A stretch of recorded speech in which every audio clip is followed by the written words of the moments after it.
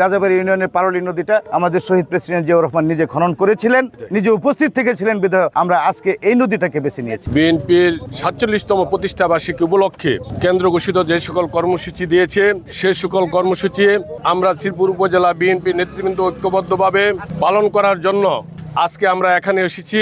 আপনারা জানেন গতকাল আমরা প্রতিষ্ঠা বার্ষিকী উপলক্ষে র্যালি, আলোচনা সভা, দোয়া মাহফিল করেছি।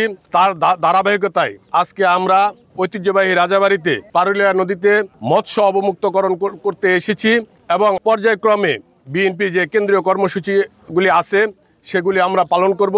আজকে ঐতিহ্যবাহী রাজাবাড়ী ইউনিয়নের পারুলি নদীতে আমরা মাছ উন্মোচন অবমুক্ত করব। কারণ এটাতে সুবিধা কি আমাদের আপনারা জানেন। স্বাস্থ্যকর অল টাইম হানিকম, সব সময় অল টাইম হেলদি লাইফ। আমাদের অ্যাক্টিং চেয়ারম্যান সাহেব জনাব তারেক রহমান ৩১ দফা কর্মসূচি ঘোষণা করেছিলেন। সেই ৩১ দফার মধ্যেই এই মৎস্য অবমুক্তকরণ একটা কর্মসূচি আছে। সেই মোতাবেক আমরা যদি উন্মুক্ত নদীতে মাছ ছাড়ি তাহলে আমাদের আগামী প্রজন্মরা অবশ্যই মাছের পুষ্টি পাবে।